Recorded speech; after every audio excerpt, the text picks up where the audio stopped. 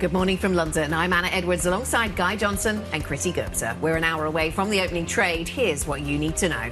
Big banks report beats and buybacks, with both SocGen and Standard Chartered returning more cash to shareholders. Credit Agricole and BBVA also top estimates. The European earnings that keep on coming will break the latest numbers from Shell, Anglo American and LSEG, and we'll hear from their CEOs. Plus, big moves. Nasdaq futures again on bumper results from Meta and Microsoft. But US copper collapses as President Trump exempts refined products from tariffs, sending prices to their biggest ever intraday drop.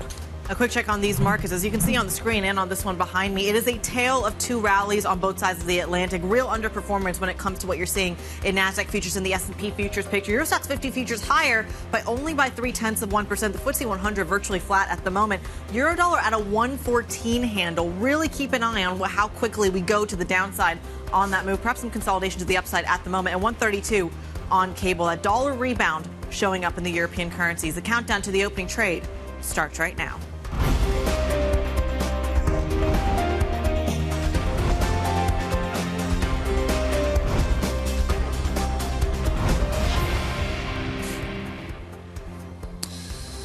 Thursday morning. There is a lot going on out there. I've got a list of things we probably might not even get to in detail because we've got so many earnings that we need to focus on this morning. The copper shock out of Trump yesterday, absolutely amazing. Take a look at the chart on your terminal. We've got the Fed to factor into our thinking as well. You've got the BOJ. Looks like the yen is a bit stronger this morning. We're going to get the presses shortly. You've got all of these trade headlines and trade shocks coming through as well. You've got poor PMIs out of China, and you've got China summoning Huawei about some issues surrounding security and H20 chips. There is a lot going on.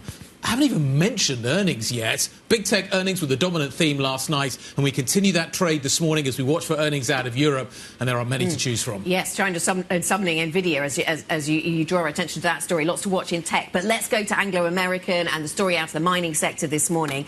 They say that the work on separating De Beers is well underway, and the context here is a restructuring story, a breakup story, selling the De Beers business, selling their coal unit, although that has been delayed because of a fire at one of their operations. So the numbers just hitting the Bloomberg terminal, giving us adjusted EPS of 32 cents. We'll let those settle. But one part of the business that we're going to focus in on, as well as De Beers and coal, as I've just mentioned, very, very much in focus. The copper story, Guy, you were just referencing this, what we've heard from President Trump, excluding refined copper from his tariffs on imported copper into the United States, really crashing the copper price over in the US. And so we'll certainly want to be getting a perspective on the copper business. Over at Anglo American, I see one headline that says that part of the business, it met estimates for the first half of the year. We'll see what this kind of volatility in prices is going to be doing to the business as we move forward. Shall we go to Shell? Shall we go to Shell? Alliteration. Nice. Let's talk about what the numbers look like out of this oil giant, this gas giant. Actually, more critically, you could argue right now.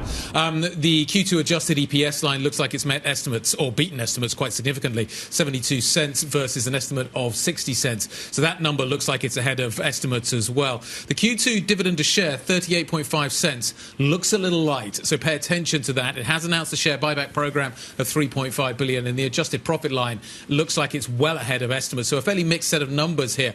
I want to see what's happening on the trading line. I need to dig into these details a little bit more and figure out what is happening with trading over at Shell.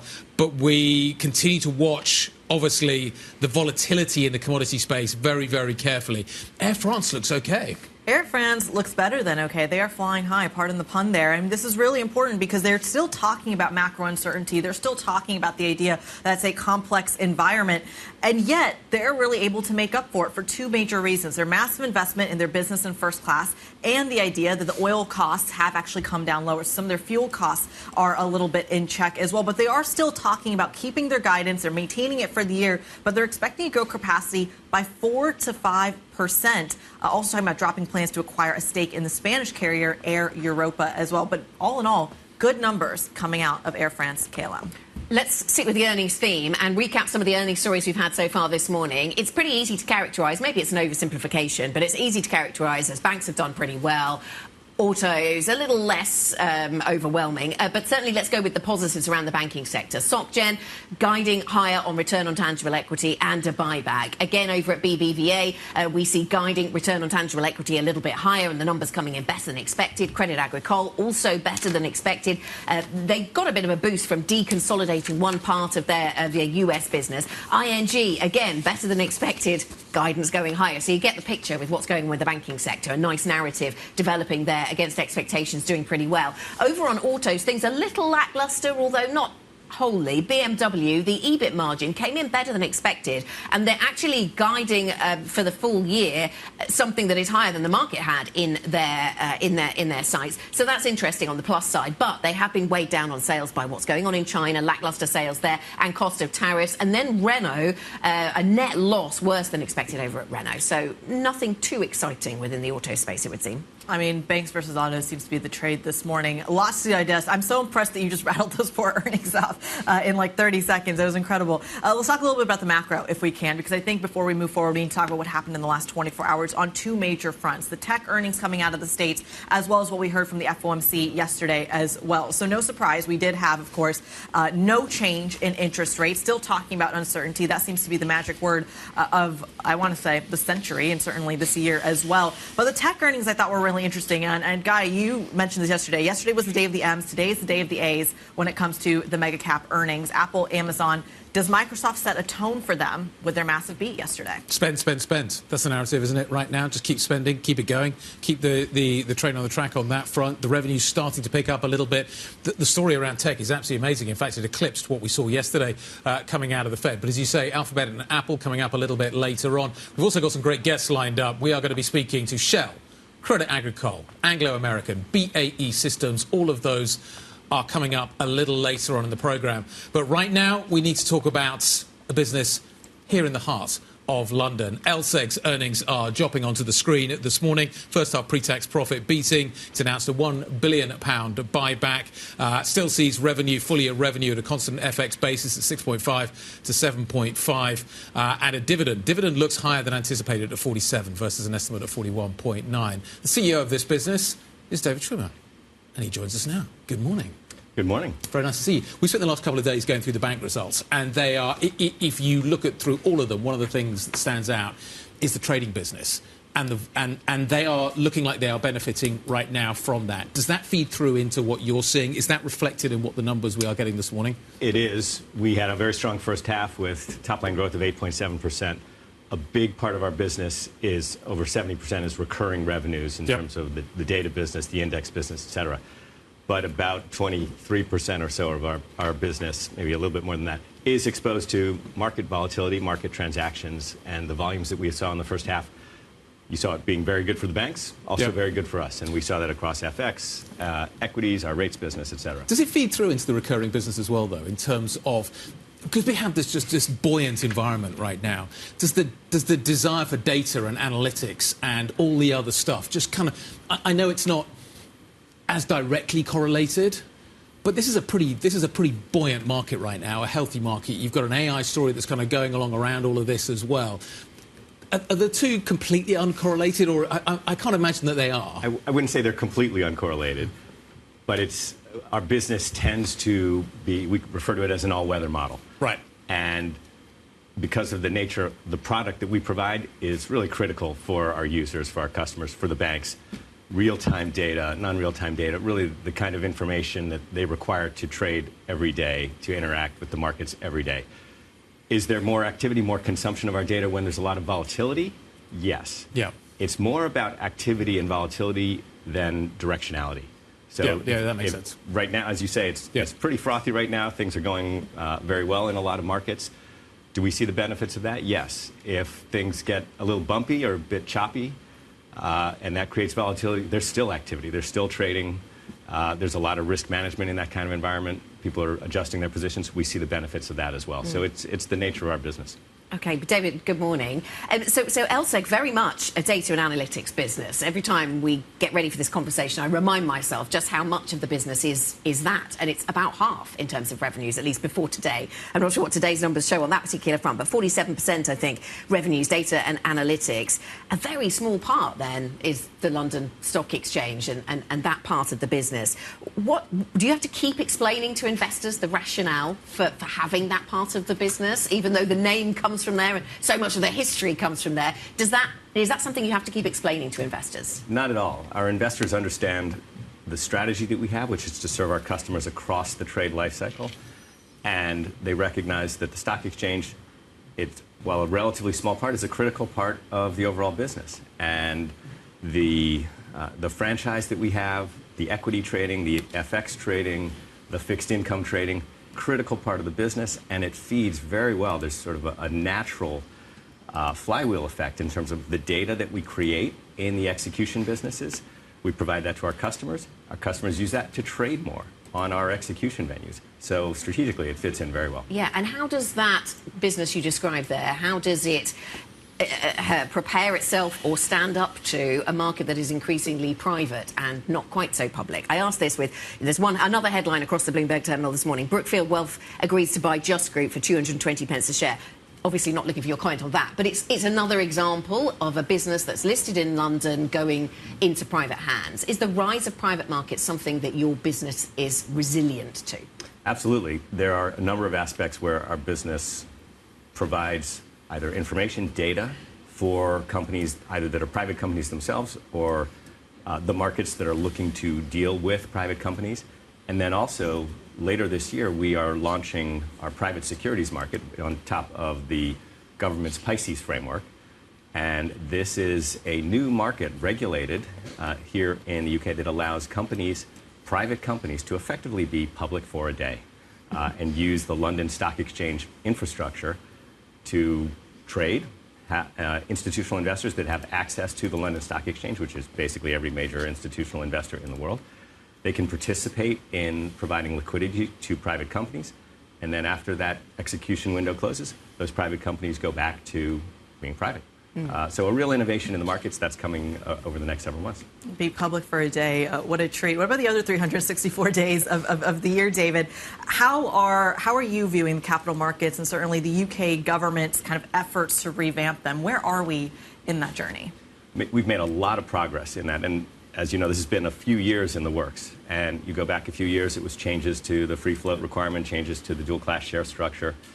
Over the last year or so, we've seen a lot of additional changes with respect to the prospectus rules, with respect to the listing requirements. We've seen changes in the FTSE inclusion rules. We now have fast-track entry into the index. You can be listed in euros or dollars and still be in the index. Lots of changes going on. I think what's really interesting also is the continuing discussion that's going on with respect to, for example, pension funds and where they should be allocating their capital. So I think a lot of progress made, more discussion ahead. More discussion ahead. Well, one of the key things we talk about on this show is that one of the disadvantages, despite all of the progress you're talking about, is the multiples that ultimately get traded on when you're based in London or listed in London versus what you're seeing in the likes of New York.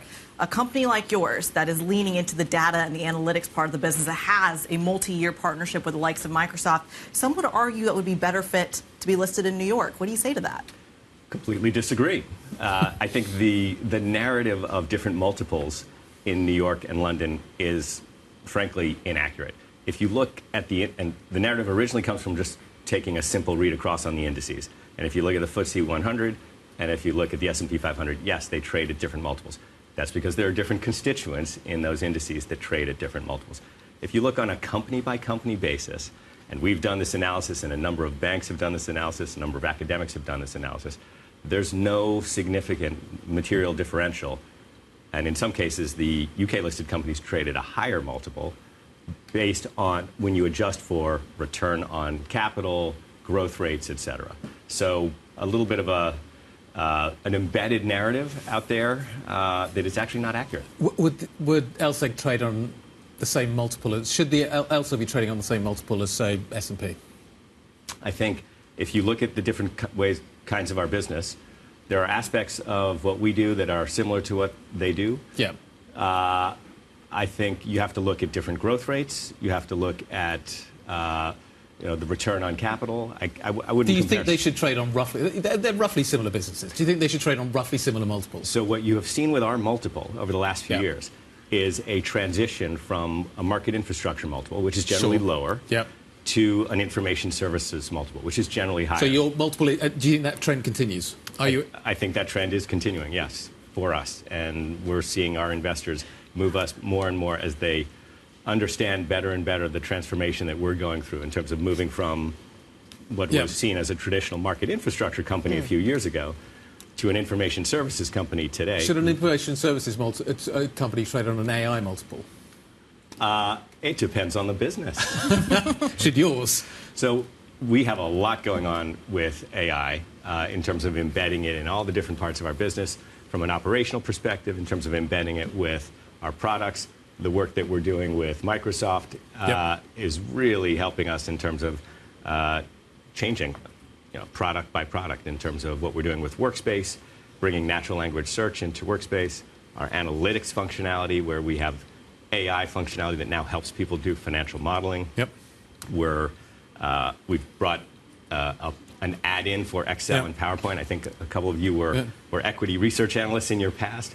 This is the kind of functionality that allows you to annotate graphs or to bring in data using natural language search into Excel. I mean, so that used to be pretty hard. It used to be hard. It's becoming a lot easier. So. Stuff dreams are made of. David, thank you very much. Thanks for joining us. David Schwimmer, LSEG CEO. A great conversation. Thank you so much for joining us around the desk. We really do appreciate it. And since we mentioned data and analytics, worth pointing out that the parent company of Bloomberg News, of course, competes with LSEG to provide news, trading services and data to the financial industry. And we mentioned that for transparency. Coming up on the programme then, it is a busy day for C-suite earnings interviews. Next up, the Shell CEO waiting in the wings.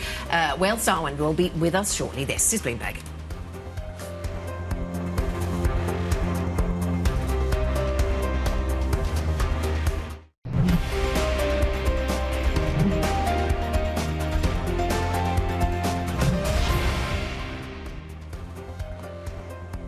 About 40 minutes away from the opening trade, but let's get right to the earnings picture, specifically with Shell coming out with their second quarter earnings this morning. An adjusted profit that is beating estimates by a fairly wide margin, $4.3 billion. The estimate there was about $3.7 billion. Also announcing a share buyback program of about $3.5 billion. We'll see how that's received over at the opening trade. In the meantime, let's have a conversation with the CEO of the oil giant. Wael Sawan joins the program this morning. Wael, a pleasure to have you. Thank you so much for your time.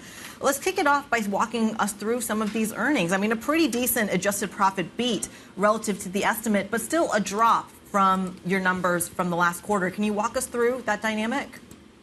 Of course. Thank you for having me. Overall, robust cash flows for us this quarter. Pleased with the strong operational performance we have had. It's been quarter after quarter of just steady delivery. And that has really helped us continue to be able to distribute, indeed, as you said, $3.5 billion. That's 15 quarters in a row right now where we are delivering $3 or more billion per quarter of buybacks. And that's key for us. I think more generally, what you've seen in the second quarter is a weaker macro than the first quarter. But I was really pleased with how the team has sort of responded to that. We have been able to really improve the delivery on almost all of our businesses. The one that's challenged the most at the moment is our chemicals business. And there we continue to have important turnaround plans to be able to alleviate that. So by and large, very much in line with what we had hoped for, and we continue transforming this company. Well, a key piece, an element of, I think, the last 6 months of this year has been trading volatility in the public markets and even in the private ones as well. Your company has been extremely exposed to the volatility, not just in the commodity market, but of course in the broader risk picture. Can you just walk us through your numbers when it comes to your trading division and specifically how they might compete with your peers? Overall, as you rightly said, a volatile quarter for trading. Our own results were good. I think a few things to sort of maybe disaggregate from that broader picture. Our product segment, which is the sale of oil products and low carbon products, was strong. The gas and power trading was a bit softer. This is seasonally the seasonal reality. What we saw in our crude business was quite a lot of, call it, non-fundamentals based volatility. What I mean by that is we saw the oil prices go up and down, but with very little impetus for supply-demand imbalances or changes in physical flows. This was really paper-based volatility. We are much more of a fundamentals-based trader, so we chose to be a bit more risk-off, more of a prudent risk management approach. And then maybe finally on the LNG side, again, it was a decent quarter for us. What you saw in LNG is lower volatility than, for example, the last 3 years post the Russian invasion of Ukraine. This really is the new normal. So the results that we showed this quarter, I think, is more in line with the new normal that we see going forward. Of course, absent further volatility driven by geopolitics or economics. So by and large, a decent quarter from our trading colleagues. Well, good morning, it's Guy. Should I value Shell as an oil and gas company or as a trading company? How should the market perceive you? Because every quarter I look at your numbers, and trading has such a big impact in terms of the market perception of what you're doing. Is that the correct interpretation? I would say we should be valued as an integrated energy company. At the heart of what we do, we don't trade spec trading on its own. As I just mentioned, we're much more of fundamentals-based trading. And what I mean by that is we take our equity long position, so the flow of molecules, physical flows. We have the shipping, we have the arteries such as the pipelines and the terminals and so on and so forth. And we underpin that with creating optimization opportunities to create value.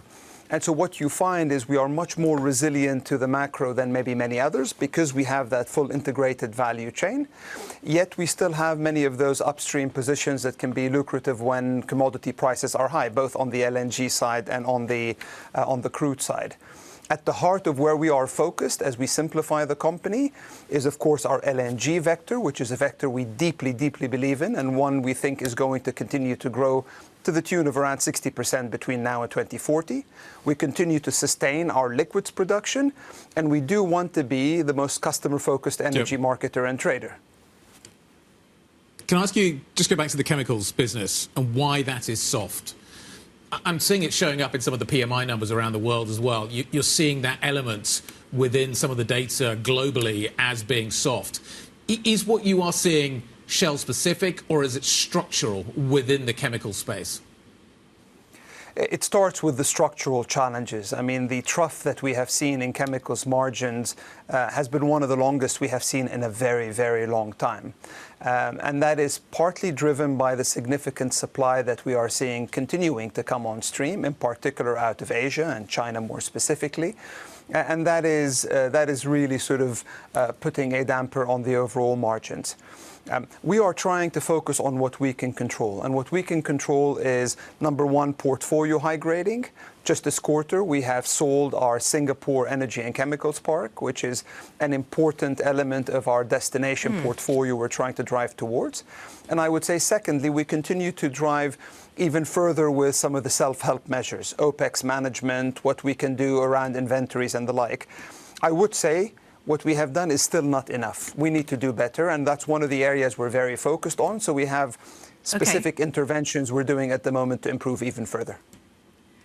Well, just very briefly, in 30 seconds, you put out a statement saying that you've no intention of buying BP. Is there anything that could change that could put that back on the radar?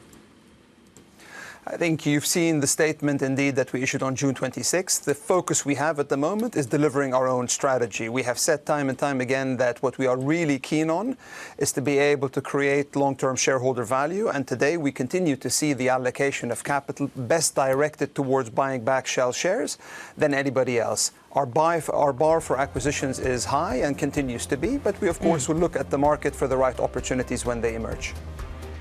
Well, thank you very much for joining us. Wael Sawan, the Chief Executive Officer, the CEO of Shell. Thank you. Coming up, we'll be back with an earnings focus. Of course, don't miss our exclusive conversations with the Deputy General Manager of Credit Agricole. That conversation on the banking sector coming up next. This is Bloomberg.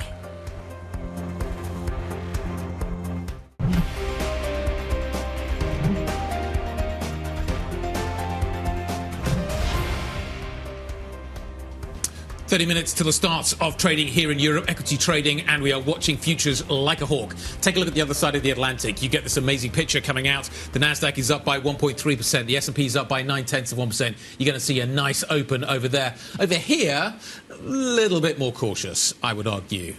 50's up by 0.3%. FTSE 100 is barely budging. There's a lot going on in terms of the corporate news. And you've got CAC futures up by 0.6%. Air France is going to be interesting. But Ueda has just sat down over in Japan. We should talk about bonds. Let's do it. Not just Japanese bonds just yet, but the European bonds certainly catching a bid this morning to the tune of anywhere between 2 and 3 basis points across the continent, matching what you're seeing in the 10-year yield as well. But as you said, it's really all about Ueda right now. He is sitting down. We're going to bring you that conversation live as we kind of work our way through the headlines. Remember, that conversation is in Japanese, but we will bring you the translated headlines as it warrants. Dollar yen, 148.77 going into it. Of course, a hold for the BOJ, Anna, but maybe inching towards a hike in their next meeting. Yes, absolutely. Will there be any, having upgraded the guidance around inflation and their expectations around inflation, will there be any hawkish tones and some further clarity on when those hikes will come from Governor Ueda? So we'll certainly monitor that BOJ press conference. From global interest rates to a conversation about European banking. We've had numbers out from Crédit Agricole this morning. The red headline across the Bloomberg terminal tells me that the net income number for the second quarter came in above expectations, 2.39 billion euros against an estimate of 2 billion, so well above. Let's speak now to Clotilde Langevin, who is the Deputy General Manager at Crédit Agricole, and I'm pleased to say joins us now. Clotilde, very nice to speak to you. Thank you so much for joining us. Tell us what we need to know about the underlying performance of the Crédit Agricole business. I understand that there's been a boost to the net line from deconsolidating one part of the US business. So take us underneath and tell us the big picture story for the underlying parts of the business. Absolutely. Hello, thank you for having me.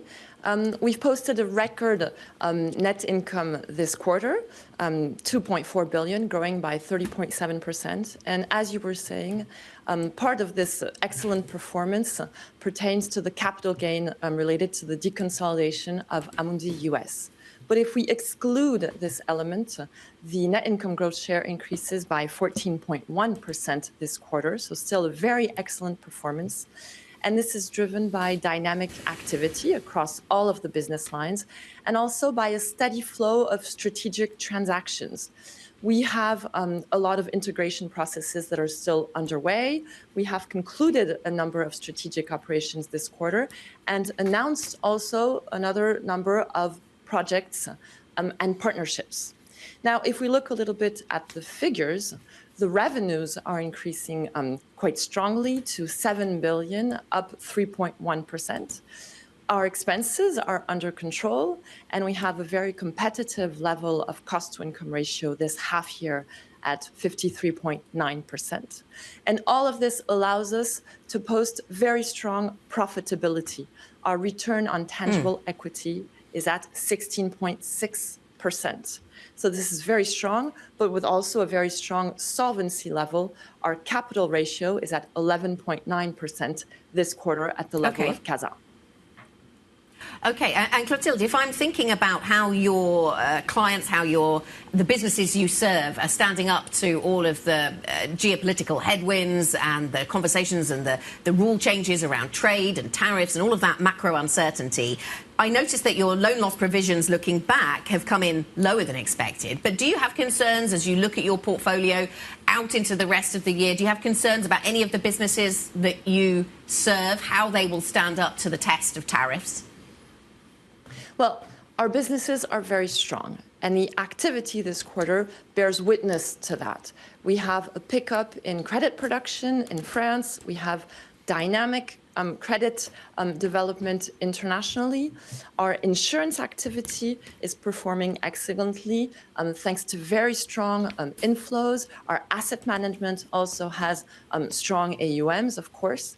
And if we look a little bit into more detail into the CIB business, which could be the business that could be the more sensitive to the evolution of tariffs, we have had a very strong activity, a record activity this half year. thanks to market activities. This quarter, we have had very strong structured finance activities. So we're very well positioned to support our customers in uncertain times. Why? Because when customers need to hedge their situation in the face of volatility, we can provide these hedging solutions. Yeah. And we also have very strong franchises in infrastructure, telecom, energy transition.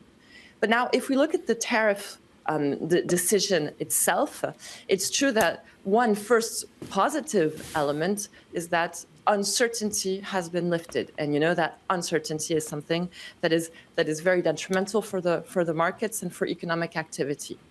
So we're going to look into a little bit more detail at the agreement. There's positives, there's more negatives. We have more certainty, for example, on automobile, a lower rate on airplanes, which are excluded. There's still uncertainty regarding, for example, wines and spirits or pharmaceutical products. And so indeed, in this context of uncertainty, this situation could have a negative impact on European growth. And so that's why you were talking about our loan loss reserves. Our loan loss reserves are very high at the level of the group, more than 21 billion, at the level of CASA, more than 9 billion. And we have today a cost of risk out of outstandings that is stable. Clotilde, we want to be very prudent. Clotilde, it's Kriti in London. You made that point on those kind of loan loss and risk provisions. I want to just go into that a little bit, but perhaps from a little bit of a different angle, if I can. We've heard news earlier this month that UniCredit has dropped their takeover bid for Banco BPM. We also know that Crédit Agricole has about a 12.5% stake there. Does that decision from UniCredit impact your loan loss provisions or your risk profile in any way? How are you viewing that development? So we have a long-standing partnership with Banco BPM, and we have increased our participation in Banco BPM from 9.9% to 19.8%. So we are organized to be the first shareholder of Banco BPM, of an autonomous Banco BPM, which we will help to develop. Now, of course, there's many scenarios that are on the table. And most of these scenarios, in fact, do not depend on ourselves. We're going to try to make the best of every scenario, but we are a long-standing player in Italy. Maybe just on Banco BPM, we have just announced our plan to acquire a sufficient amount of shares to position our stake in Banco BPM just above the 20% threshold. This will allow us to consolidate the stake using the equity method, which allows us to limit the volatility in our P&L results linked to this participation. But in Italy, as you know, our presence in Italy does not only pertain to our participation in Banco BPM. We have a retail network which has been growing quite regularly for the past 15 years, which now has more than 5% market share. And we also have specialized businesses who have strong positions. And these strong positions in consumer finance, in asset management, in insurance, we have these strong positions thanks to the link with our network and the link with other partners. Clotilde, you talk about the kind of expansion, your massive presence in Italy, which admirably is quite notable for a bank that is not Italian. Talk to us a little bit about how easy it is to even increase that presence, not just in Italy, but in other parts of Europe as well. Does this development from Banco BPM and some of the pressures the banking consolidation story in Europe is facing change Crédit Agricole's attitude towards that expansionary story in Europe? Our attitude has not changed regarding consolidation in Europe. We are a European player. We have strong domestic markets in France, in Italy, also in Poland, but we also have presences in other countries, in Spain, in Germany, thanks to our business lines. And so we have always been, in fact, balancing between organic growth and inorganic growth, and in particular through the development in Europe, in particular of our specialized business lines, asset management, wealth management, consumer finance, mobility, etc., custody, etc. So we have been rolling out our development model, which is based on a universal banking model and which expands also through partnerships, through strategic acquisitions. But it's true that today, banking consolidation is slowed down by regulation. And it's true that we need to have a stronger capital market So there's lots of discussions around the Savings and Investments Union today, which is a good thing because the EU economy suffers from a deficit in terms of competitiveness. We have to invest more collectively in terms of digitization, energy, and we need to channel the savings towards that need. So in order to do that, we need to have a smoother capital market, but also a banking union, because regulation today prohibits, impedes the transfer of liquidity between entities, and we want to have strong banks that can support the economy, the European economy, in this effort to improve competitiveness. Clotilde, thank you so much for your time. We'll look forward to seeing how that development plays out. Clotilde Langevin, Credit Agricole's Deputy General Manager there, joining us on this earnings day. Guy. Let's go back to Japan. Ueda is still speaking, the Bank of Japan governor. We continue to get commentary. Not much reaction, actually, I would argue, in dollar-yen right now. But in terms of what he is saying, he's basically saying uncertainty remains relatively high. We are watching a situation that is getting maybe less uncertain because of what we've seen in terms of the trade deal that's been done with Japan. But nevertheless, basically saying his expectation is that the inflation uptick that we've seen in Japan will continue. And if the outlook that they currently have at the BOJ is maintained, there is a need to potentially raise rates further down the road. The real rate currently is very low, he says, but we're in a situation where the underlying expectation is that inflation will keep strengthening, the wage cycle will keep moving upwards, and that the BOJ will raise rates if the economic outlook is realised. So I don't think there's much in there that is different to what was anticipated, but he's basically just reiterating the fact that rates are likely to go higher, inflation will keep strengthening. There's a bit more certainty right now, but generally, actually, we still live in a world of fairly high uncertainty, so they're waiting and seeing. Yes, I felt like the BOJ statement echoing everybody's feelings about uncertainty right now, taking us from a place where we had extremely high uncertainty to a place where we have just high uncertainty. Which feels like a win. It is. But relative to where we were, perhaps that is good. So that's the BOJ. Governor Ueda then continues to deliver remarks and take questions from journalists. We'll bring you all the headlines you need to know there. The yen is still up by 0.4% this morning against the US dollar. Coming up, another bank, another buyback. SocGen also in focus, joining peers in announcing it's buying 1 billion euros of its own shares. Your stocks to watch next. This is Bloomberg.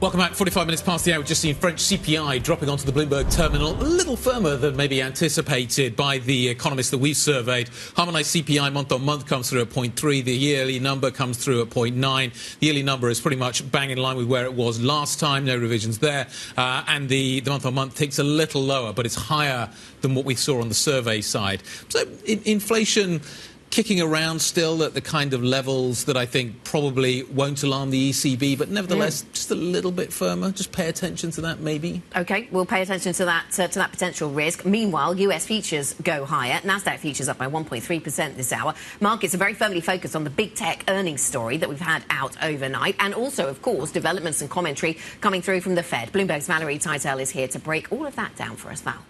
Anna, good morning. Let's start there with the Fed, because despite those two dissents and despite some acknowledgement that growth has moderated, Powell was undeniably hawkish in the press conference, harping on the fact that the labor market is still solid. He sees no signs of weakness. And with inflation running above target, with risk to inflation on horizon, he likes rates where they are, which in his mind is still moderately restrictive. This kind of hawkish language saw two-year yields rise over the course of the press conference, and the dollar almost having the best session of the year, rising some 0.8%. It's on a 7-day winning streak now, Anna, up nearly 2% in that time frame. A hawkish Fed is something that can really turn around the narrative when it comes to the dollar's decline of the first half, perhaps coming to an end in the second half. Again, maybe that's a return to kind of this U.S. exceptionalism trade. And with that, guys, we have to talk about the big beats when it came to the Mag 7s yesterday. Both Meta and Microsoft beating on revenue revenue, and both saying some pretty upbeat things when it comes to CapEx. When it came to Microsoft, their guidance for the current quarter is that they are spending around $30 billion on capital expenditures. That is a run rate of $120 billion if they keep that pace up.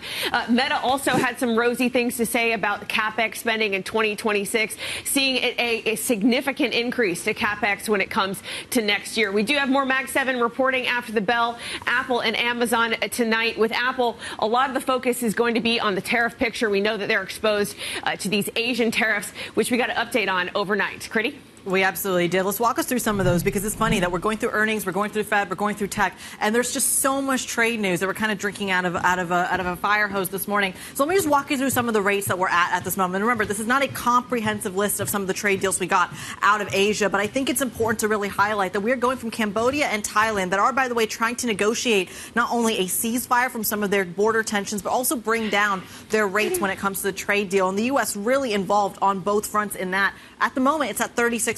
They're trying to pull it down to somewhere in the high teens and the 20s, at least according to Commerce Secretary Howard Lutnick.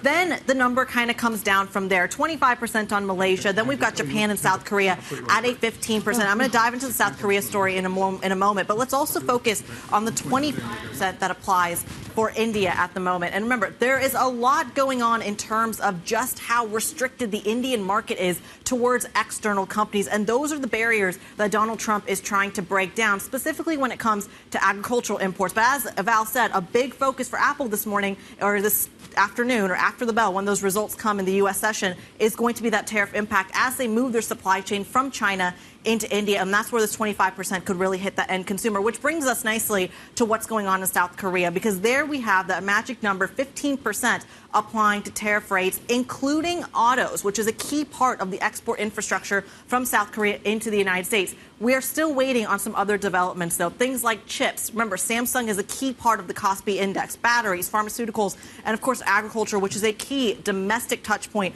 between South Korea. But for now, 15% is the magic number. I want to see how those Asian markets are interpreting all of these developments. We've got the perfect guest on this morning. Executive Editor Paul Dobson joins us for about 3 minutes on these markets. Paul, how should we be thinking about these tariff rates? Is this a welcome surprise for Asian markets?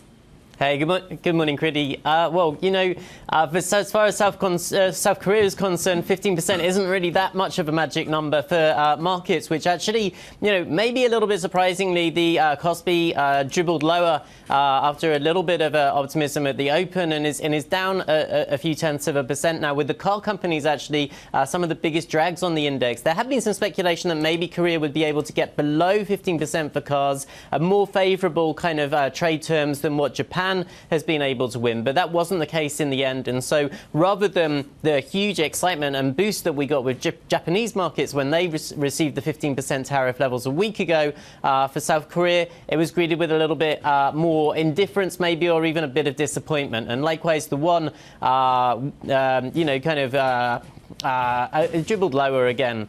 And I think, you know, for the stocks perspective, Korea has been a very strong performer all year, so there is a possibility that people were looking for a bit of a profit take. It was getting close to a record high on the Kospi, but you do get this sense that each of these new trade deals is not giving the market the same sort of a boost that the initial ones were.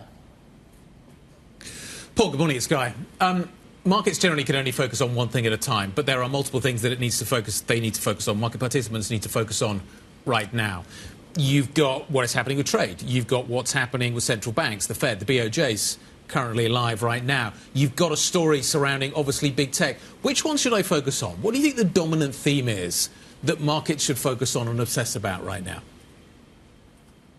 Like you say, just an absolute fire hose. I didn't know what was on the bingo card for this morning, but I don't think that I had that the US tech earnings were going to be the thing that really sort of stole the show. But those big beats and optimism in the outlook for both Microsoft and for Meta really drove the narrative in the early stages of trade today, taking it away from, you know, the Fed, taking it away from the BOJ to a certain extent as well, which I think is really interesting, right? And ultimately, it is that company earnings and the outlook and whether they're able to withstand the impact of the tariffs and continue to have pricing power, to continue to put that capex into the AI, that is one of the big growth stories for markets. And so the fact that we did have that big upside surprise, gave us the sort of headline stealing part of the show today.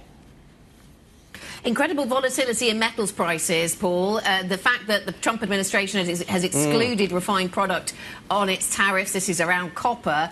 But Asian markets, we're seeing lots of commodities under pressure. Just briefly.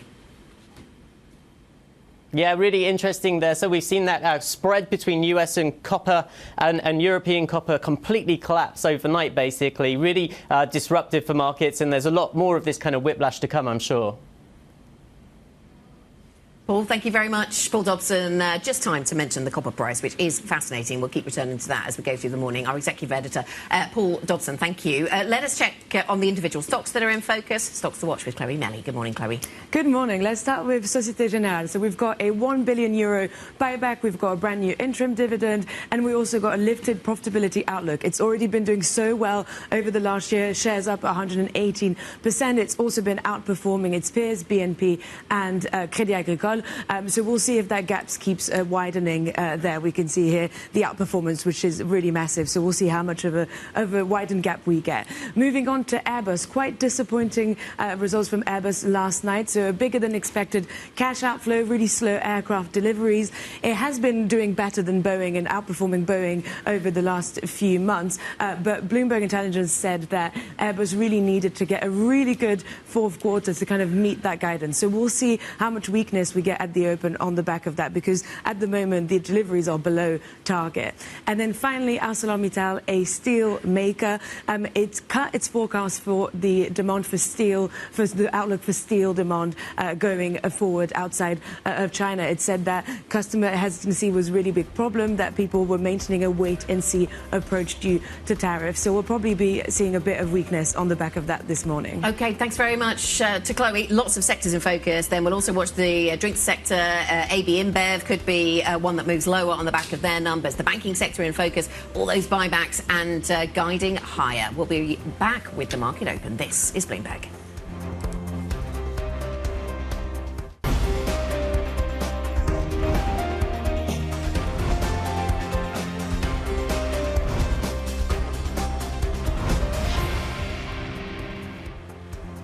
Thursday morning, good morning. There is a lot going on out there. One of the things that's certainly going on right now is over in Japan. The Bank of Japan Governor, Ueda, is currently briefing reporters, taking questions, giving an indication that rates will go higher, assuming that a lot of things fall into place, but that is generally the bias going forward from here. I think the market pretty much already knew that. It's a little bit more uncertainty, but we still live in a highly uncertain world. There's a lot going on. There's a lot to factor into your thinking. Yesterday, the bulk of the European session, I would argue, something of a holding action, certainly in the back end of the session.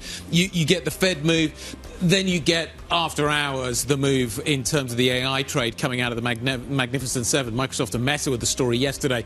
That needs to be priced into the US story a little bit later on. We'll do that later on. At the moment, futures here in Europe look kind of okay, but not amazing. Certainly not compared with the US story, Kriti. It's a little bit of a mellow price action story in Europe. That tech story has not really shown up in the futures picture. I think it's more of an earnings focus today. And the outperformer, notably, Anna, the DAX and the CAC run, that feels more like an individual piece of information boiling up to the surface.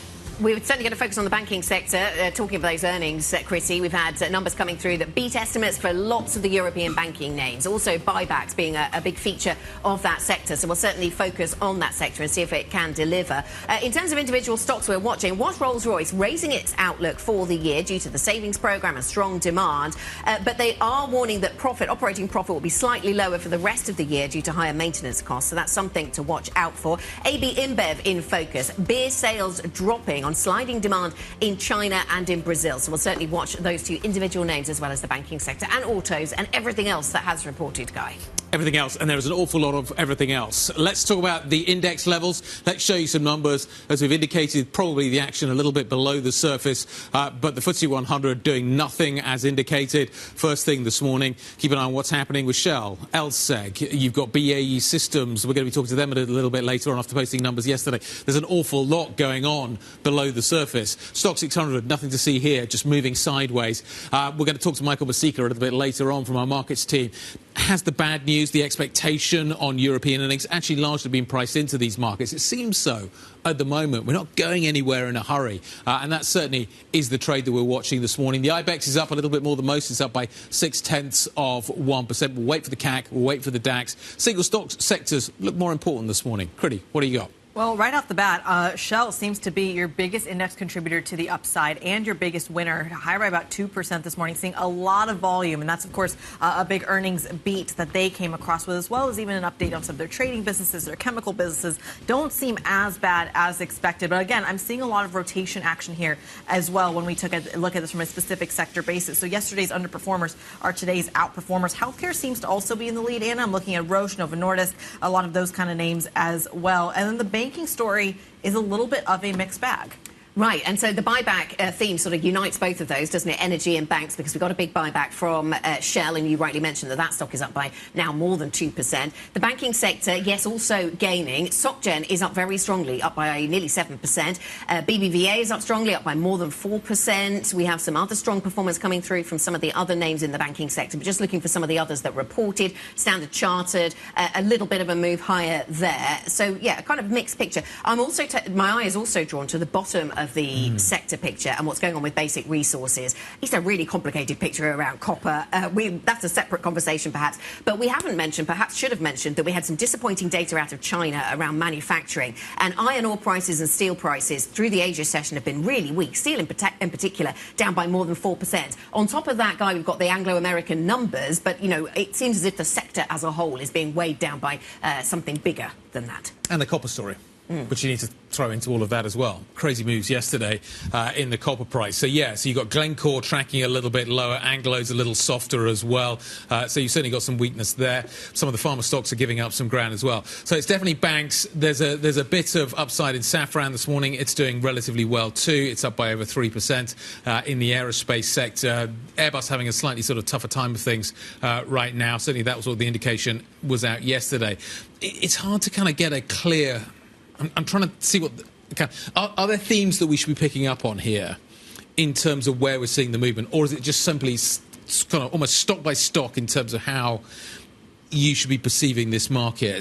SocGen is up. Arcadis is up. I think the only takeaway I can see this morning is that banks are doing better. That's the only kind of clear narrative that I can take away, even within the sector kind of story, that it's banks that are the ones that seem to be on the front foot, and they are by far and away the best performing sector so far year to date. Well, yes, year to date, absolutely. Here's a late entrant for theme of the morning. Technology stocks now the best performing sector here in Europe. It's always a difficult read across from the likes of Meta and Microsoft into Europe, but somehow somebody's managed to do it. The technology sector is up by 0.9%. Nasdaq futures up by 1.3%. I'm not sure any of the individual names add up to a real direct read across from US megatech. But anyway, for what it's worth, that is now the best performing sector this morning. Yeah, I wonder how much cold water gets thrown on that after the Apple and Amazon results after the US bell today. Let's get a little bit more market perspective. Jeff Yu, Senior EMEA Market Strategist over at BNY, joins us around the table this morning. Jeff, pleasure to have you, as always. Let's put that theory to the test. Are buybacks holding up the European market right now? It's starting to feel like it. If you go on a sector-by-sector basis, let's look at financials. For example, I guess the non-bad news, so to speak, is even if there's going to be more easing by the ECB, and our view is probably just one more precautionary move in September. So if we're not going to deviate too much, from the NIMS outlook for the financials, then they can continue to move ahead. We're always hoping over the medium to longer term there can be greater consolidation, banking union, capital markets union, things like that. And especially now, I guess the market's reaction to the trade deal, Europe, let's just focus on what could be done here rather than on the external front. What about the trade impact? I mean, what about the trade read-through, not just in the 15% that applies to the EU, but all these European corporates that have exposure to parts of Asia, part of Latin America? How do we think about that, and how do we price it in? So I would go back to the ECB's forecasts from June. They had a mild scenario. They had a very adverse scenario. I think we're landing somewhere in between right now. You're avoiding maximum tariffs, so to speak. But you're absolutely right. On the external demand side, you're going to take a hit from the US. And also, as mentioned earlier, the Chinese demand isn't really picking up. We saw that from the data overnight. Hence, your outlook is going to be troubling on a top-line basis. So perhaps then you have to lean back into your cash reserves and then just look at how buybacks can support your share prices and valuations right now. Jeffrey, help us understand the latest data out of China and its significance, because you don't see steel prices move by more than 4% on a very regular basis, and they did overnight in the Asia session. Basic resources, the worst performing sector here in Europe. We've also got some earnings out, and as we've been talking all morning, the copper price is doing incredibly weird things because it dropped the most ever over in the United States because of the about face on tariffs over there. To a large extent. Help us understand the underlying story then around Chinese growth and what matters. Copper. Why hasn't anyone looked at the monetary policy report from the Central Bank of Chile? Oh, tell us. On Monday. So honestly, it's on the list somewhere. They had a line in there, so just going through it. So they acknowledged in the short term there's a bit of supply and demand inventory mismatch versus Chinese growth, but they saw no reason to revise their copper view between 2025 2027 because of the China growth impact, right? So, or the lack of upside Chinese growth impulse. And China itself, this week has mentioned it's really quality over quantity. So yesterday's announcements, even when it came to mega projects, infrastructure, stuff that should boost demand for resources, for an iron ore, copper and everything else, that was only stated in the context of how to improve livelihoods and how to improve household expectations and household wealth. So I think that says it all, really. You've got the suppliers on the Chile side. You're not going to see a big boost in terms of investment growth. China focusing on quality over quantity. So I'll just go back to what I think the IMF and OECD all stated. That's not going to be a main driver up ahead. But from Chinese equities perspective, if you're going to see better margins because of this anti-involution campaign that's going on, and you're going to see better quality, then I'm still actually quite optimistic for household incomes and confidence. So the volume demand is there. The question is pricing right now. Okay, so you're not so there is nothing to be excited about, perhaps, about the Chinese growth story from here. I mean, because every time we see negative numbers, or rather, I should say, disappointing numbers around Chinese growth, people say, well, the Chinese were going to step in and stimulate, and that will change things. Right. Any expectation of that? So I think the stimulus is not going to look like the stimulus from the past that we're used to. Remember, there was the Chinese real estate market. That chart was known as the most important chart in the universe. Well, that's certainly no longer the case. So focus on household spending. Let's start with volume. So what I'm really focusing on right now, stimulus. So the childcare support package, for example, National Health Commission yesterday said this is the biggest, basically, direct form of household support since the founding of the Republic. It was 90 billion renminbi, so in the grand scheme of things, what they could deploy, probably not as large as some expectations, but they're moving in a different direction right now. So they're giving direct injections to the household, and that can boost spending as well. Focus on consumption, focus on household demand, right? So there are sectors that can benefit from that. You see a lot of flow data. Indeed.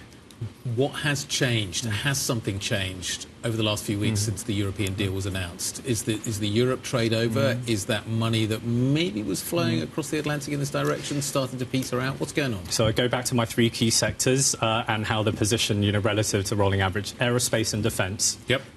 60% above the rolling 12-month average. Right. Okay. So bulletproof almost. Right. And then you look at autos and look at luxury goods, struggling to match still the rolling 12-month average. So if I just look at our flow data, we talk about concentration in terms of holdings, in terms of tech. But in Europe, concentration in aerospace and defence. Financials, yes, it's done well in terms of levels of performance, but holdings, nowhere near where the aerospace side of things is. So, that's where, if you look at the external demand side, the European airspace sector is still exposed to external demand. So, that's where maybe some rotation needs to happen. Right? Okay. So what do you think it does happen on the back of that? If that's the trend at the moment, extrapolate it forward for me. If I'm looking to invest money in, do I just keep going with the bulletproof, to excuse the pun, or do I go with something else that looks better valued? What do you think? Because it's a really confusing picture in Europe. Yeah, indeed. So the tendency, always tends to be is if it ain't broke, it ain't broke, don't fix it. If it ain't broke, trace it. Yes. So I had anticipated and want to be crossed the 40%, 45% threshold for that to come off. So it certainly has been overextended. The question is, why is there no confidence in the other sectors right now? So I just go back to aerospace is the European domestic investment story, so fine, but it's time we look at the secondary and tertiary effects of that. Can it actually start to boost European households? So where would that be? Just walk me through that. So, that would actually be, I think, in terms of sectors, in terms of the in the consumer side of things, so consumer staples, and also, healthcare, things like that, where you can see intrinsic European demand, again, led by public spending as well. The difficulty, I think, for clients in terms of pricing that is, how do I draw this large defence budget, that's being pushed forward right now into the household side? So, again, it's about household incomes. It's almost like what China is trying to do right now. Let's focus less on the numbers. I think the numbers are being priced in. Focus more on the quality of growth. So if there's that controversial phrase, trickle-down effect from the investment, going into the industrial side, if that starts to boost household incomes and real incomes in particular, and it's helpful because inflation is coming down. Let's see what the German numbers are going to be today. If HICP is, say, 1.8, 1.9%, then real incomes can be growing up, and then can households start to spend. That is always tricky when it comes to Europe, when it comes to Asia, relative to the US and UK. So a lot of stuff being taken on faith within all of that. Indeed. So especially on the consumption side. Yeah. Jeff, great to see you. Thanks always for joining us. Jeff Yu, Senior EMEA Market Strategist, joining from BNY. Let's take a quick look at what the Core 6 looks like this morning. There's a bunch of 52-week highs in the banking sector. I think the entire sector looks like it's having a relatively good morning. It's not in the entire sector, but broadly that is the picture at the moment. The 52-week highs in the aerospace sector. But Novo's flat this morning. LVMH is a little bit softer. Ferrari's up a little bit. ASML is the tech play this morning. Schneider, which is interesting, obviously the numbers versus kind of the overall trend, and Nestle down by 0.8%. But actually, take a look at the beer sector. Take a look at what's happening at AB InBev this morning. There is a lot going on. Let's start with the banking sector story in more detail. Close here with the details of that. Morning, Guy. Let's start with Société Générale. So we are up more than 7% this morning. That's on the back of a buyback, a new interim dividend, and also lifted outlook. So investors seem really happy about that. SocGen had already been doing so well over the last year, and we've got an extended boost today with those results. Moving on to AB InBev. So AB InBev is down almost 10% this morning. It reported really weak sales, especially in Brazil and China, where there's really weak consumer spending. So that dragged down sales and volumes, and also shares this morning down 9.6% at the moment. Moving on to ArcelorMittal, the steel maker. So it said that the outlook for steel demand was weaker. So it cut its forecast for steel demand across the world, and said that that kind of feeds into customer hesitancy. So we are down 4.4% this morning. Moving on to the engine sector. So Rolls-Royce up 11%. It actually lifted its outlook this morning and said that there was really strong demand for jet engines, and also the cost-saving program is a real benefit. So we're up almost 11%. And then finally, miners. So we've got obviously the 50% tariff on copper that was announced, and that is dragging down all of those names across that mining sector: Glencore, Rio Tinto, Antofagasta, and Anglo American. All of them down this morning by quite a bit.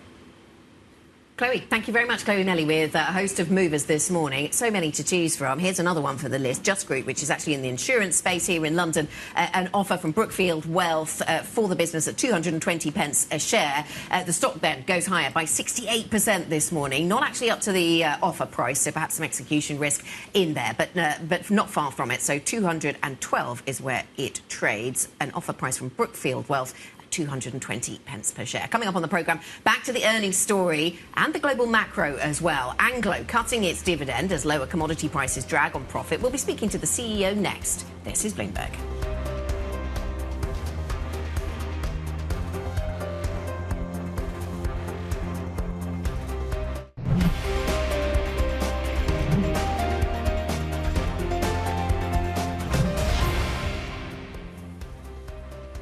Welcome back. 17 minutes into the session. As you can see, equities are going broadly higher. In terms of the sectors that are driving us, you've got a tech stock story, which is focused very much on what is happening over in the United States. You've got a banking sector. We'll talk about 52-week highs and lows in a little while, but believe you me, the banking sector is chock full this morning of 52-week highs. And we've also got an aerospace sector, a defence sector that is doing well. BAE Systems, Rolls-Royce, Safran, all having really interesting stories over the last 24 hours. And we'll come back to that as well. But this copper story is mind-blowing. The move that you saw yesterday was just absolutely sensational. We've known that there's been this arbitrage trade between copper in the United States and the rest of the world because of what was happening with the tariff story. Trump, like that, closes it yesterday, and you just see this epic move. That is what you see on the chart. Yeah, this is the spread between, if I'm looking at this right, yeah, the premium for US copper over London, and it absolutely collapsed. It was created by the Trump tariff narrative, and then it collapsed yesterday when the announcement came through that they were excluding refined copper.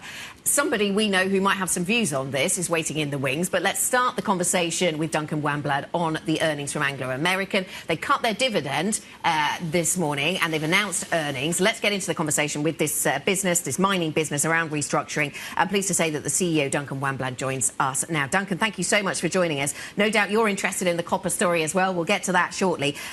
Tell us about the underlying message from the earnings here, because we've got a 20% drop in underlying profits, an 83% reduction in the dividend, but there's a narrative that suggests the problems or the downdraft is coming from the businesses you're selling. Is that the correct interpretation of the numbers this morning?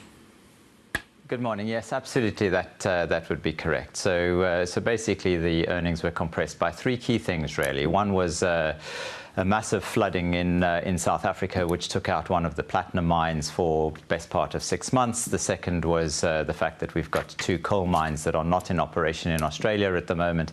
And the third, of course, is the continuing weakness in the diamond markets. The balance of the business is performing extremely well. I mean, those three just also happen to be part of the exiting businesses. The RemainCo businesses are performing really, really well. OK, no doubt we'll return to some of the bits of the business you're selling and the conversation around the restructuring there. But I just want to ask you about the copper story. What is the impact of tariffs on the copper business at Anglo American? Or is it just very difficult to keep track of the news flow there and very difficult to say? We've had some developments overnight that suggest refined copper is excluded from US tariffs. Indeed. Look, there's an enormous amount of volatility, not only in copper, in many of the metals on the market at the moment, relative to what's actually going on with tariffs and where they're ultimately going to land. As far as copper is concerned, I think what we really are seeing here is the short-term rectification of what was a really big arbitrage between where finished goods found themselves just in anticipation of the tariffs, so either in US markets or in European markets, etc., and so that's going to take a little bit of time to unravel. I think more fundamentally for us, though, as we look at a business with a time frame of the assets that we have under management, we have to set ourselves up for long run outcomes, not short run outcomes. But the short run is very, very noisy in terms of what happens to metal prices. Long term, the fundamentals for copper remain absolutely fantastic. There's going to be great demand for the metal in terms of the energy transition particularly, but there's also going to be a real squeeze on supply, as it certainly takes a lot longer to bring projects into play. So, yeah, short-term volatility, long-term stability, I think. Duncan, good morning. It's Guy. So you are going to become a more focused copper business going forward from here. Obviously, that's an interesting place to be. But as you say, you are going to be getting rid of some businesses. Diamonds is the one area that I think a lot of people are watching very carefully at the moment to see what the plan ultimately is going to be. The softness in the diamond space continues. What's the current plan for De Beers? What's the timeline? Is it moving? Can you just update us on what your current thinking for when and how that exit happens?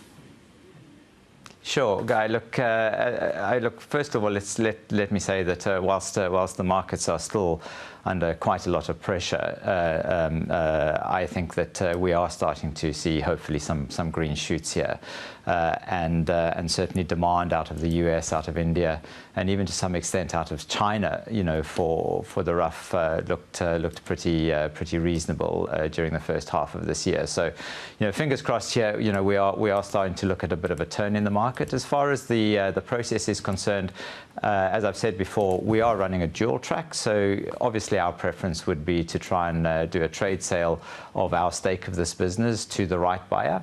But to the extent that that's not possible for whatever reason, we're very happy to on a market recovery, run this through an IPO. In terms of timings on this thing, we're in a process now with a number of very credible and very interested buyers. So there is some hope that we may be able to conclude that towards the back end of this year or early next year. An IPO probably more likely in the middle of next year. Okay, so the IPO is. Do you think the IPO is becoming more likely? Would that be a fair assessment of the situation? I don't at this particular point in time, but I certainly am not taking my foot off the gas in terms of keeping the option open for an IPO if that's what we need to do.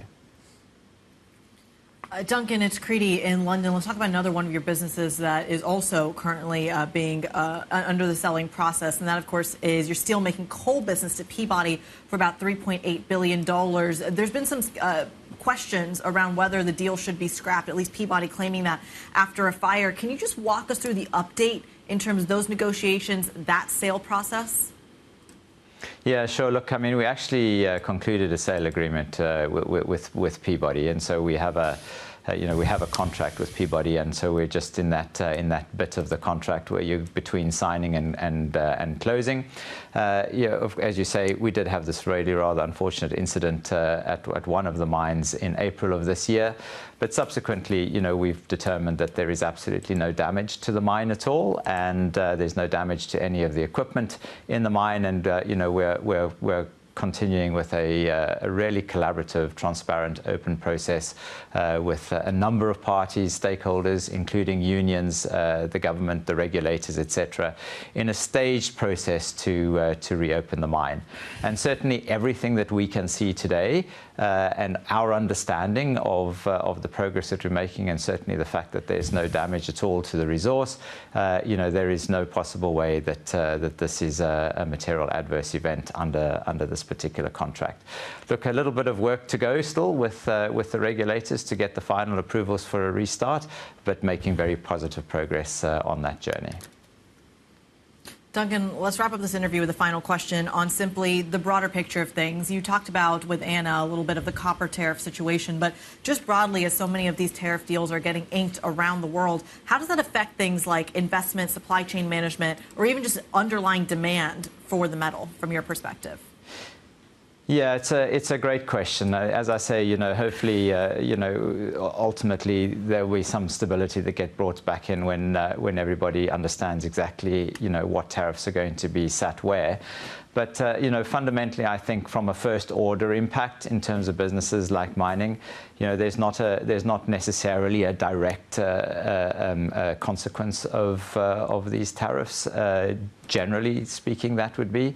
But more fundamentally, I think the second order is that, around the world, I think we're going to experience some very serious inflation over time. And that's going to affect a number of the inputs to production from a supply chain point of view. It's certainly going to impact finished goods prices and so on and so on.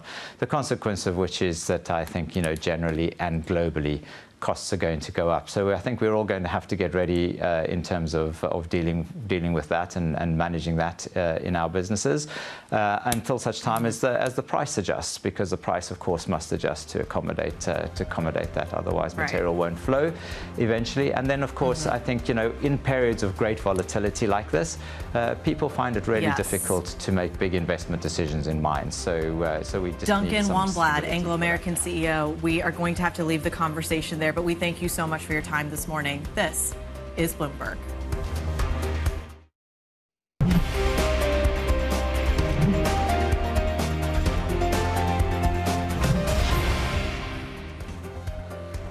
This is the opening trade, about 30 minutes into today's session, and green on the screen, really seeing some optimism baked in, really coming off of what the positive earnings we got, of course, in the States. There's a little bit of a tech read-through as well, but also plenty of earnings stories where you're seeing buybacks front and center in the banking sector, but even that kind of secondhand effect of even those tariff woes not showing up in this market today. Of course, it's probably following what we're seeing in the U.S. picture as well, but your outperformer, no surprise, is the DAX this morning higher by 0.6%, Guy.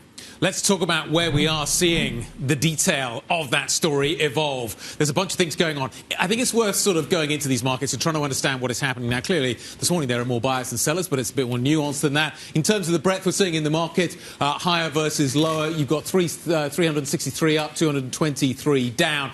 But the sector story, the breakdown is really interesting, and where the 52-week highs and 52-week lows are is really interesting too. Volume, I should have just said on that last chart, actually quite good this morning. You're certainly seeing it above average. There's a lot to get through. There's a lot of single stock names that you need to be focusing on, and there's a lot of variety within this market. But two key themes continue to stand out. I'm going to park tech to one side. Defence and banking, these are the two areas that have dominated Europe of late, and that trend is very much evidenced in the 52-week highs that we're seeing this morning. Rolls-Royce up by 9%. It's actually off its highs, doing really well. Safran's having a great session as well. We're watching the defence space continue to do really well. Rolls-Royce tracking higher, 52-week high. But then it's the banks. The banks have been the real standout story. Go to the 52-week high list on your Bloomberg terminal this morning. You'll see just a series of banks hitting 52-week highs. SocGen stands out with its numbers, up by 6%. BBVA up by nearly 6% as well. Two stocks hitting 52-week highs. But there are some lows out there. This is not a single market story. You've got Nestle, which is flat this morning, but at a 52-week low a little bit earlier on. Haleon in the consumer pharma space down by 3.2%. And Renault in the car space, another area. Are we seeing that sector bottoming out? But this is where the 52-week highs and lows are this morning. But it's basically just banks and defence. That's the European story, Anna, right now. And it continues to be this morning. Yeah, banks and defence very much in focus then when it comes to a stock market moves perspective. Let's widen the lens and tell you about some of the other stories that we are tracking, though, this morning. And trade, of course, is part of that.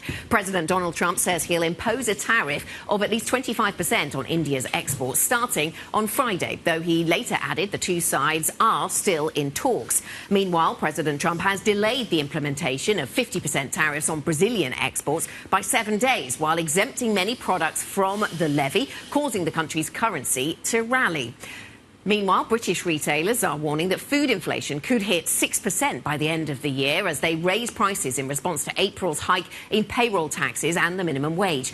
2/3 of companies surveyed by the British Retail Consortium, the BRC, say they intend to increase prices further to offset higher costs. Food inflation hit a 16-month high in June of 4.4%. And over to China, authorities there have summoned NVIDIA representatives to discuss alleged security risks related to the H20 artificial intelligence chip that is, of course, made by NVIDIA. The move marks an abrupt change in tone after the Stockholm summit between the US and China, and the trade officials from both countries gathered there. The H20 product has been banned from sale to China by the Trump administration since April and had only recently been cleared to return to the market. So just as you thought that the mood music between China and the US had improved, Kriti, you get this kind of story around NVIDIA, which makes you take a pause and think. Makes you take a pause, but yet we got some massively strong earnings when it came out of the tech space. And we were talking about that kind of push and pull or tug of war in the tech space. Right now, the earnings are beating the geopolitical risk. Let's dig in a little bit further. We're joined now by Bloomberg Senior EMEA market strategist Michael Masika around the table. Michael, you put out a very cool chart this morning, and I wish I had it with me, but really talking about how the tariff story and the geopolitics affects those European corporates specifically. Can you just walk us through your analysis there? So it's a strange thing. You had analysts pricing a very, very heavy hit from tariffs at the beginning of the year, especially after Liberation Day. Earnings have been cut massively for the past few months in Europe, and it seemed that about 20% was priced in. Now we've got 15, even though we lack details and everything. So it's like we are almost at the point where the peak uncertainty is gone, and that what was baked in was just much stronger than what might happen in the next few months. So we're going to start seeing more upgrades on earnings. And we see it in some stocks already, like companies are talking about tariffs, that there is an impact, but a lot of them are going to sail through those, either through price increase, change of the supply chain. They're adapting, and I think investors are responding to that. In terms of, therefore, where we go from here, 52-week highs this morning dominated defence and the banking sector. Those being the two areas in which Europe has been able to deliver that international investors have recognised. Do we see a broadening out now? Do we start to see other sectors beginning to perform a little bit better? Well, you need a bit of convincing for that. If you look at autos, for example, okay, yeah, we might be at the bottom, but do you want to buy it? Are you expecting like a massive growth in that sector? You know, it's a big question mark. So you have a lot of sectors like that which, you know, still carry a lot of uncertainty, whether it's from the actual tariff impact down the road or like very steep competition from China. For example, so it's tricky. But you have two big stories. The big story is banks. We've seen now over the past few quarters that even if the ECB has cut rates, it has not impacted the profitability of banks. They've been doing very well. They keep doing buybacks, keep paying hefty dividends. They're going to be responsible for most of the shareholder payouts this year in Europe. Again, it's a trend that keeps on giving, and investors keep riding it. As for defense, well, this is the only story where there is an actual commitment from the European Union, from countries like at a country level as well. So, you know, again, it's something that's really, really set and that investors keep riding. And now, do you want to move out from that and try to broaden out? Yeah, maybe, but you need convincing. Yeah, we spoke to Deutsche Bank yesterday, didn't we? And they're not sure that continues, or at least they think the theme continues, but whether it's in the price for now was the question we were asking, and the view seemed to be that maybe it was. Let me ask you about tech, because it's an awkward read through from a lot of the US earnings news that we have there. So we've got Nasdaq futures up by 1.4%, Michael, because of all the strong performance in Mag 7. I mean, what's in that for Europe? What can Europe do with that? Tech is the second best performing sector this morning, so we're riding the theme to some extent. But is there anything we can take away from that theme? So it's the same thing. Like if you look at how we came into the earnings season, there was a big catch up from the US market led by tech, and expectations are much higher than in Europe, for example, in US tech. But at the same time, we see those companies, whether it's Microsoft, Nvidia, they're delivering. They are delivering. No matter how high the expectations are, they keep beating, and they raise guidance, and they keep going. So investors seem to, you know, have been convinced that this is still the trends to be in. They had a bit of a wobble at the beginning of the year, but now, like, positioning is rising massively on that sector. It starts to being stretched. We're getting to stretch level now. That's the indicators that we're having. But, you know, you can be at stretch level for a very long time. Go ahead. What? Is this the only story now? Like, you've got a bit of Europe and a bit of defence and a bit of banking. Yes, the numbers there look good. But are we basically back to the last 15 years of the only story, there is no alternative, just buy US tech? And as long as that trend continues, stock markets just keep getting dragged higher and higher and higher. But hold on, isn't that the exact narrative with defense, though, to your point that everyone's kind of filing into this because there is no other place in Europe to consider safe, literally? Yeah, it's the same in the US. You buy US tech because that's the place where you have growth. That's the place where you have like a big trend. The demand for AI is showing no sign of abating. You have a problem with regulation. That's the tricky part, but it seems that, you know, it's okay. Rate cuts, well, as long as tech delivers, even with like a 4.5% interest rate, it's fine, no problem. It doesn't. It's, you know, investors keep going for this. But there's so much noise, right? Yeah. Loads of noise. Tariffs, Fed, BOJ, lots of stuff going on. Can I just ignore all of that at the moment and just US tech? Maybe I think about European defence, but US tech. That's the only needle in my compass, to quote Jean-Claude Trichet. Yes, it is. It is kind of that. I mean, it's very liquid. It's delivering. It's doing better than anything else. Yeah. And like I said, the problem was for a few months there was a big deleveraging on tech, on US tech, and now there is a catch up. So all the hedge funds are releveraging, mutual funds are releveraging on that. They're buying more of it, and the thing is, like, the higher it goes, and the more they catch up. Now we're talking to a lot of fund managers about, you know, even if they have a long-term view, like 3-5 years, and the market is doing what it's doing right now, and you're not overweight, or like you're not even market weight on that sector, you keep buying because you need to catch up. And it doesn't matter if you have a 3 or 5 year view, you still have, like, your management coming after you and saying, oh, the tech is going crazy, the S&P is going crazy, and we are not making the money we were supposed to make. So you chase, and you keep chasing. And that's what's going on here. But as you were speaking, I just did a quick little terminal search on PE ratios of Microsoft versus Rheinmetall. Microsoft's trading at a 33 multiple. Rheinmetall's at 59. Yeah. That's crazy. Is there an argument here that people are quite literally, I mean, this is so controversial, but you're buying American tech at relatively cheap multiples? Compared to a defense stock, yeah, maybe. Now the difference is in the defense company, you have like a very heavy commitment from the region, whether like at the local level. Hold on, a promise. A promise. Yeah. Yes, it is. Yes, you're buying a promise. But you're probably more certain that promise is going to be delivered because they have targets than tech that can be, a bit more, let's say, wobbly in terms of like cyclicality and everything. So it's a trade-off. At the same time, you have to bear in mind one is super liquid and the other one isn't that liquid. So if you have one theme in Europe and you're a European fund manager or like you're exposed to Europe and you want to have exposure to something, it doesn't really matter what you're going to pay for it. And because if you're convinced that they're going to deliver and that this promise is going to be delivered in terms of like spending, defense spending, then that's a trend you want to ride. Michael, thank you very much. Bloomberg's Michael Masika with us to digest the latest moves on equities this morning. Coming up on the programme, we've been talking a lot about defence, in fact, this morning, and that being one of the key themes that investors have been buying into year to date. We'll continue that conversation with an interview with the BAE Systems CFO. That conversation around the earnings story, sure, but the defence broader outlook, really interesting. That's coming up next. This is Bloomberg.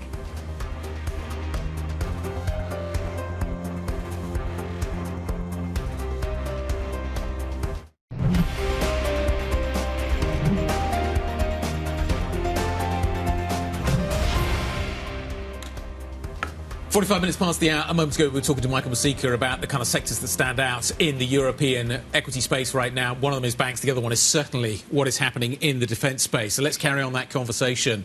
BAE Systems raising its earnings outlook for the full year. This is the UK defence contractor, benefits from increased military spending in Europe. Remember, it's got a big business over in the United States yesterday. There was an upgrade broadly in terms of the overall picture. I think the market maybe sold a stock, and I haven't actually got to the bottom of this, to be honest, on maybe the lack of an EPS upgrade, a cash flow upgrade as well. But let's try and answer some of those questions at the moment. The CFO of BAE Systems is Brad Grieve. He joins us around the table. Fantastic to see you. Good morning. Nice to see you, Guy. Morning. Is that the reason? The stock dipped a bit. Yeah, I know the 52-week chart looks amazing. But the question that I think has been asked by a number of analysts is why didn't we get those upgrades when it came to cash flow, when it came to the EPS line? Is there a kind of easy answer to that question? There is, actually. I mean, we did upgrade sales by 100 basis points. Yep. We upgraded EBIT by 100 basis points. But EPS couldn't get upgraded because we had a higher tax rate in France, which we have a bigger MBDA earnings, which is our joint venture that we're 37.5% owners of. France is growing, MBDA is growing, so our profits are growing in France, so it's a little bit of a higher tax from that. And then because our share price has gone up as much as it has, it means we're not taking out as many shares in our buyback program. We're still spending as much in quantum on buyback, but we're taking out fewer shares because of the higher share price. So those two things is really why we couldn't upgrade EPS by 100 basis points, but sales and EBIT both up 100. Okay. So fundamentally everything kind of on track, looking good. We were just talking about the defence space. Is it a promise now that Europe is going to continue to deliver? Can shareholders take this one to the bank? The governments are going to be spending more and more and more in Europe, and they're going to be spending it on European kit. Is that just the reality that we now find ourselves with? Is that cast iron? I can take it to the bank. It's already reflected in the share price to a certain extent, but is there any doubt in your mind that is the narrative we are now dealing with? Look, you have to, I've said this many times before, there's been a massive underinvestment in defense in Europe. since the end of the Cold War. It is massive. Yep. And so now Europe has to play catch up. And so you've seen the commitments of 3.5% on core defense spending across NATO and an additional 1.5% on infrastructure and industrial capability. So those commitments are there. So it's going to take some time to get to those levels. But some countries across Eastern Europe are already above those levels. And that is a reflection of the threat that we see in the continent now. And so I think that chronic underinvestment, now there's a catch-up that has to be fulfilled. And then on top of that, replenishing inventories that were contributed into Ukraine is another part of that. Yeah. So that's why there is this sort of super cycle of spending that we see. And that's we're just at the beginning of that? I think so, because we haven't seen this big increase in a lot of the big countries in Europe to get to that 3.5% level. And then there's additional 1.5% on top of that. So 5% of GDP on defense, that represents a massive increase when we only just got to 2% in 2024. It is. And Brad, good morning. Maybe it's too early for this question, but I'm interested in the timescales. How long does it take for those commitments, though, to turn into orders? Because that Guy's question about how bankable is this for you running a business, that's what will matter to you, is how quickly the orders come through. So what are you already seeing on the orders side? Yeah, we have so we talk about orders and how they feed into backlog, and we have a backlog today at 75 billion pounds. And beyond that backlog, we've got a pipeline where we're the incumbent on positions that will eventually turn into backlog, and that number is like 180 billion pounds. So when you add those two numbers together, it's 8 times current revenue. So what we see is a really current high demand. We see strong backlog and pipeline, and all these things are what are going to drive growth going forward. So we're really well positioned. We're already seeing high growth. We printed 11% in growth yesterday in our half-year results, and we are really well positioned for continued growth at a really high pace. So it sounds like CapEx then. I mean, can you deliver those numbers you describe, 8 times current revenue? Yep. Is the business able to deliver that? Are the supply chains able to deliver the kind of growth that you're talking about? Yeah, it's challenging. I mean, we spent £1 billion in CapEx last year, and we'll spend a number pretty close to that in 2025. Will it be more? Because I know you were on with Tom not long ago, well, 6 months ago maybe now, and it was that kind of number then. I mean, have we seen a step change in the CapEx commitments? Are you going to be spending more to be a bigger company and produce more? Yeah, we've already been spending high levels, and I think what we're investing in is capacity and scale. So the £1 billion we spent last year and the $1 billion that we'll spend this year, it's going to things like the Jacksonville shift lift in Florida, where we increased capacity for ship repair for the U.S. non-nuclear Navy, the artillery factory in Sheffield that we just opened up, the shipbuild hall in Glasgow, the Janet Harvey hall that we just opened up, which allows us to build 2 Type 26 simultaneously. So all these investments that we're doing across the world are really geared on capacity expansion. But these take time. From starting a greenfield project to getting productivity, it could be 3-4 years in some cases. So that's why I think there is a bit of a gap between the spending increases and orders coming through, because it does take time to get that capacity. And that's why I think in our U.S. business, we're really well positioned to have foreign military sales from the U.S. portfolio that we have into what Europe will require. Brad, in the Draghi report, Mario Draghi quoted Goldman in saying that all this European spend, ultimately 70 to 80% of it leaks to American defense manufacturers.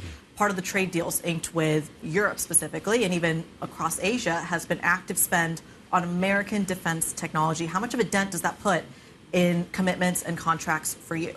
Well, we have a great business in the U.S., so almost half of our sales are in the U.S., and those are programs that are really aligned to the national defense strategy of the U.S. So our U.S. business is really well positioned for growth, and Europe does need to have domestic capability and capacity. So Europe does need to invest in its own capabilities and sovereign capability, and we play into that as well. 11% of our revenue today is non-UK Europe.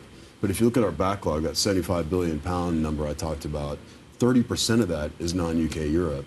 So BAE Systems is already really well positioned for that growth vector in Europe that we see. But all across our portfolio, I think we're really well positioned. I think that's what makes BAE Systems a little bit special, is that geographic footprint that we have that none of our peers have. Well, Brad, clarify this for me then. You said you have 50% of your sales come in the States. You have a portfolio business there. If you're talking about active spending on U.S. defense manufacturing, are you benefiting from that, or are you getting hurt by that? Oh, we're benefiting from that. I mean, you saw the U.S. To what extent? Give us a number. Yeah, well, you saw the U.S. budget today, well, not today, but it's 13% increase. So the budget plus the resolutions there. But that's from U.S. defense spending. Yeah. That's not necessarily from the trade deals, the promises that are being inked with Japan, South Korea, India, you name it. Yeah. But look, I guess what I'm trying to say, Kriti, is that we have a portfolio that's aligned to all the themes that are happening in all those places that you mentioned. When you talk about Australia, AUKUS is a great example. When you talk about Japan, GCAP is a great example.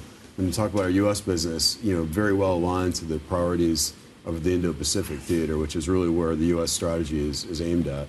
And then when you look at Europe, I've already talked about all the key ways that we benefit from that European increased spending. So in all the places in the world that we operate, we're really well positioned to benefit from spending that we see. You bring up GCAP, sixth-generation fighter. I think you call it the Typhoon.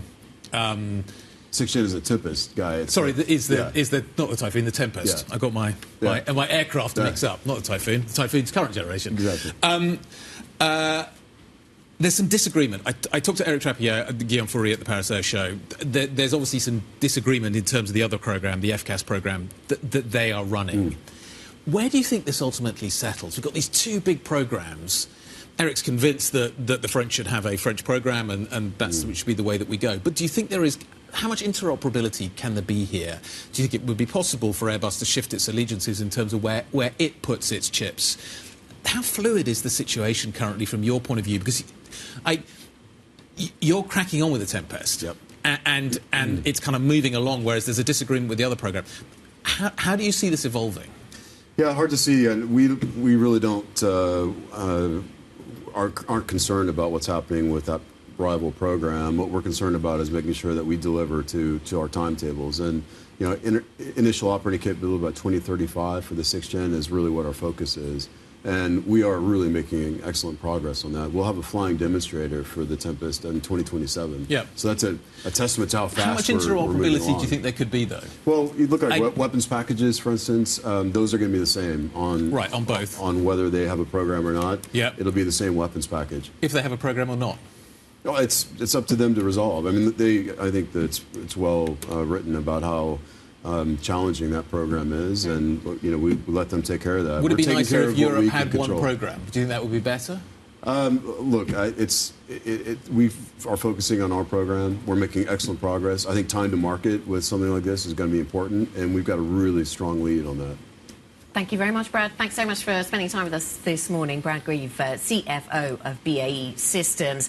It's just coming up till 9 o'clock here in London. I feel like the day is a whole day must have happened. There's been so much news. But we still have other things still to come. German CPI, US PCE. We've got some earnings after market, Apple, Amazon. And it seems to be the tech story over in the States that overnight is setting the pace. NASDAQ futures up by 1.5% this morning.